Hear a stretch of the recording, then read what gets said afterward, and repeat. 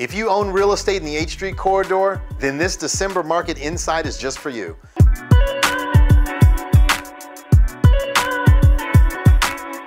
It's me, Melvin Yates, your neighborhood real estate broker with EXIT Flagship Realty. And on this month's H Street Corridor Real Estate Market Insight, we'll focus on empowering you with the real estate facts and data.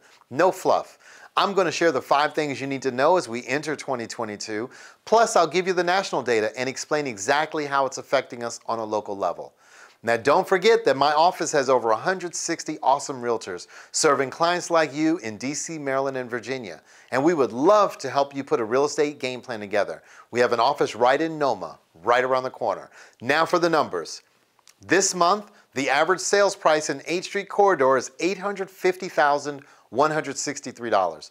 This is a 2.5% decrease over the last 12 months and a 10.7% decrease over the last 30 days.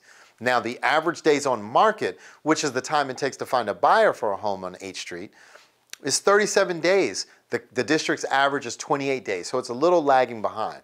And in the last month, we did have 14 new homes come to market. That's new homes listed for sale. But this is an issue because we only have about 5 weeks of total inventory in all of the H Street corridor, which means that we can't keep up with the demand. Though this is concerning for my buyers, this is a huge opportunity for my sellers who should strongly consider taking advantage. Now, as far as home sellers who accepted an offer during the month, otherwise known as pending, there were 9 of them in November.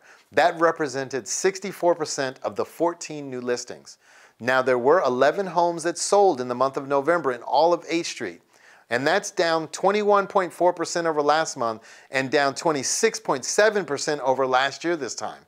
So the data shows that as the data shows, it's simply supply and demand. We have clients, my agents have lots of clients that want to buy right here in H Street right now, but we just don't have enough houses. So if you're thinking about moving up, moving out, or maybe moving away, that perfect time could be now, and it could just be your time. Now, before I jump into the national data and explain how it affects us locally, feel free to text me an address, any address, and I'll shoot over a free market analysis on that specific home.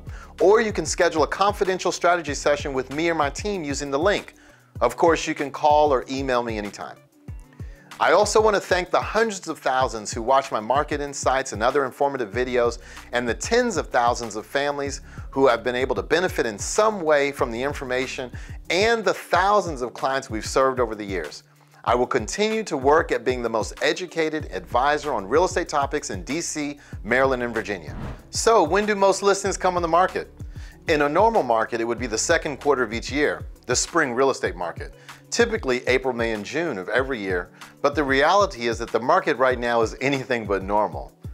The pandemic and coming out of the last couple of years is that the seasonality of traditional real estate has kind of been thrown out the window. So we'll start here.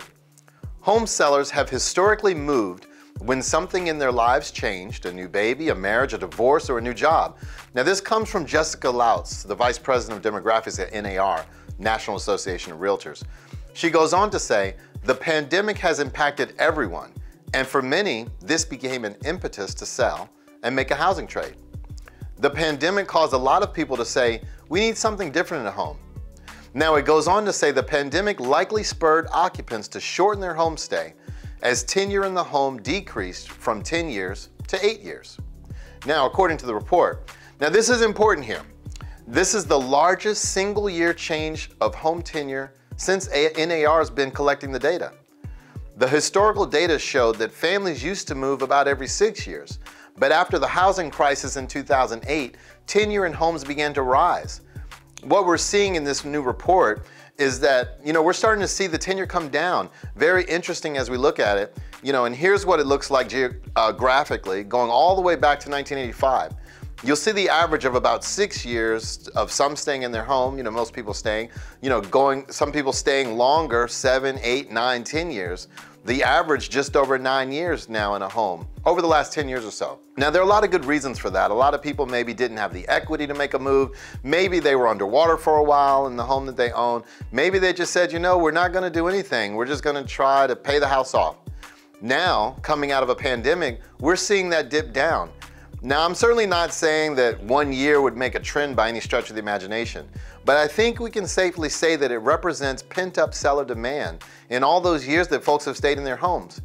We can say the meaning of a home has dramatically changed. We can also say there's more equity in homes now than there has ever been before in history. All of this leading to many people thinking, maybe now's the time to make a move. And I do believe we'll start to see that in the winter. Now, let's take a look at what George Ratu at Realtor.com says. He said, the pandemic has delayed plans for many Americans and homeowners looking to move into the next stage of life, and that's no exception. Recent survey data suggests the majority of prospective sellers are actively preparing to enter the market this winter. So going back, a lot of reasons we just talked about, folks thinking about moving. This study is saying we're seeing a lot of those people preparing to enter the market this winter. In that same study, 65% said that they either just listed or plan to this winter. 93% said they've already taken the steps toward listing a home, including working with an agent. 36% have researched the value of their home and others in the neighborhood. And as well as we've started making repairs and doing what they need to do to sell the home. I think today in this market, being prepared, being educated, and taking action, if appropriate, is what I want for you. Now, Danielle Hale says that this new listings have risen now for the second week in a row, with this recent survey data suggesting that a growing share of homeowners and potential sellers are eager to find new homes. Now, there's reason to believe this may be the start of a welcome trend, especially as we move into cooler months. You know, as we look into the winter, the data shows that we're going to see more activity among sellers and among buyers than we've seen in quite some time, as seasonality has been thrown out of the window. Now, let's just talk for a minute about interest rates. Probably one of the biggest things that's going to be talked about as we go into the new year. What's going on with the interest rates? The overall outlook is interest rates are going to rise.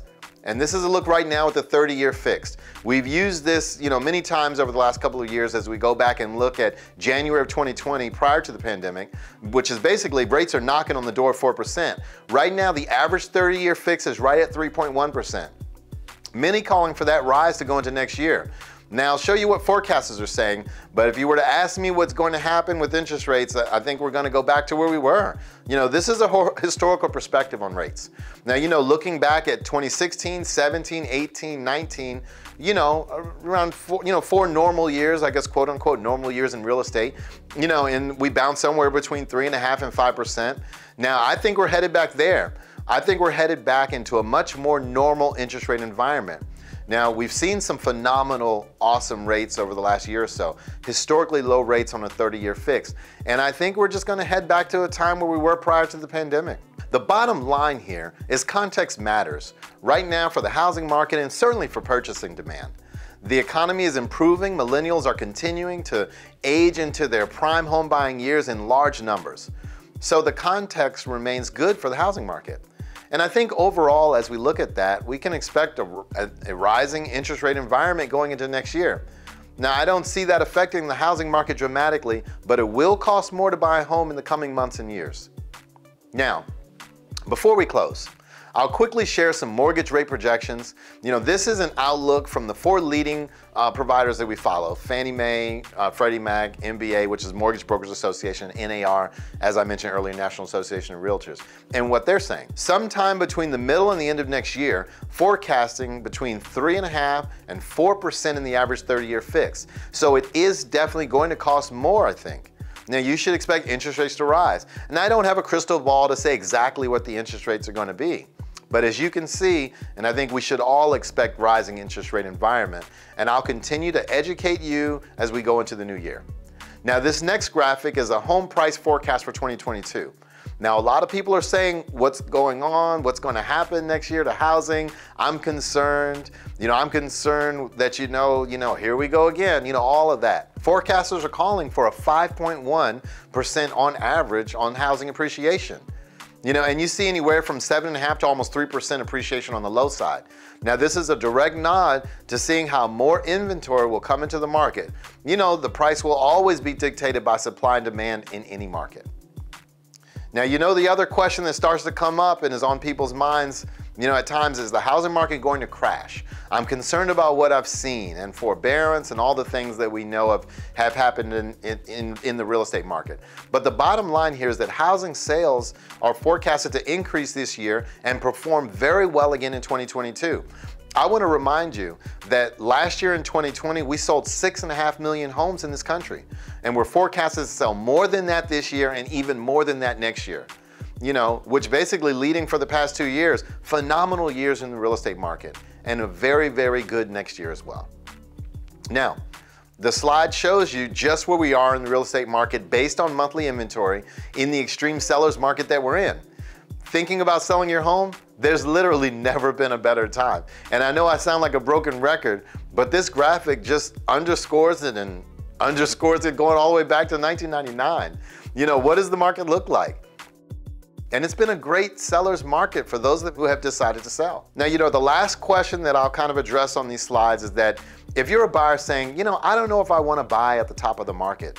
You know, when you look at price appreciation, it's certainly not at the top of the market, but I know that it may feel that way.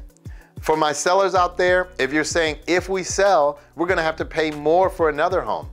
That's why I've laid out the appreciation forecast, so you can see for yourself. Pay attention to the data. Now, you know the best time to buy a home is this year, and the best time to buy a home, the next best time rather, is right now. You know, and this was a survey done by the Home Price Expectation Survey. You know, based on this year, all the way forward to 2026, buying a home, average price home, you know, what appreciation is at stake by buying now versus not buying now? $111,000, just over $111,000 in real appreciation over the next 5 years. So as a buyer, helping you see what's at stake is part of my job. Now, I know you guys are seeing things in the news and hearing things from friends and family. Please know that I will continue to be your rock for all things real estate, giving you the facts and data, no fluff. So if you're thinking about moving up, moving down, or maybe moving away, your time could be now. Feel free to text me an address and I'll shoot over a free market analysis on that specific home, or you could schedule a confidential strategy session with me or my team using the link. Of course, you can call or email me anytime. Thanks.